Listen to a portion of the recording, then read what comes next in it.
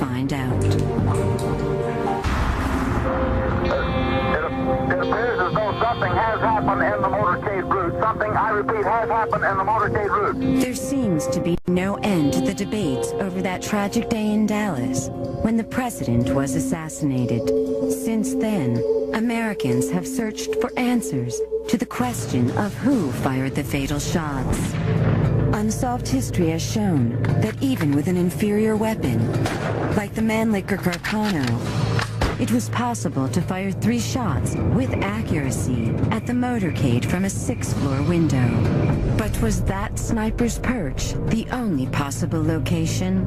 Conspiracy theorists have identified a number of places where gunmen could have been hiding, including the infamous grassy knoll, which overlooks the killing zone. But some researchers insist that shots could also have come from another angle, in front of the motorcade, from inside this storm drain. Could this be possible?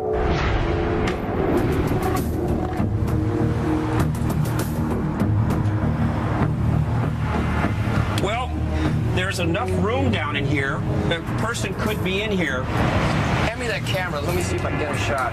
Gary, go out to the final shot mark. I'll try to film it and also visualize if that could be done. All right, I'll run out to where Kennedy was. Okay. To mark the approximate spot where President Kennedy was hit by the fatal shot, researchers have placed an X on Elm Street.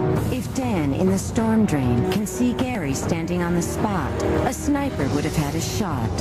No, I can't see him. There just isn't enough clearance to do that. But regardless, I'm at the extreme end, and there's no way you can see Gary. You couldn't do it. I don't know who thought of this theory, but this is ridiculous.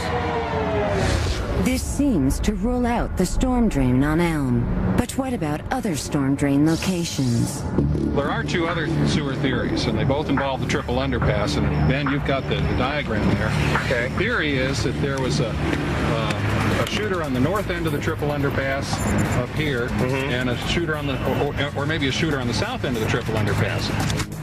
Using laser technology, we tested the possible angles from both overpass locations. First, the south end storm drain.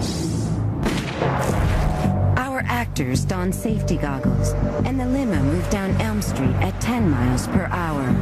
Michael Yardley opened fire from a position south of the underpass. There was a possible shot to the president's head, but there is a major problem with this theory. Aerial photos taken that day show that area clearly, and there was no opening. So It was put in much later? much later. So that sewer theory is out right away. Next, our laser moved to the north end of the underpass. Everyone agrees that there was a storm drain here, but there are more problems. We know from the pictures that there were 3 men standing on the middle of the steps there, so they were in the way. Right. And there's a tree that was there then. It's no longer there now, but you know, when you're scanning across the area, the trees get in the way, and the line of along the fence is such that you'd only have a fraction of a second to even find President Kennedy and find him in the motorcade. These storm drain locations are problematic, but they both offered an angle for the fatal shot. Could a gunman have simply stood there? There were railroad employees up on top of the triple underpass, and they were all known to each other, and they all insisted there were no strangers up there. But yet the theory persists, and I don't know what one could do about it. Laser beams define a possible trajectory, but witnesses and obstacles in the terrain conclusively eliminate these storm drain theories. That's the thing about the Kennedy assassination. You can have your doubts about parts of it, but there's no hard evidence of anyone other than Lee Harvey Oswald.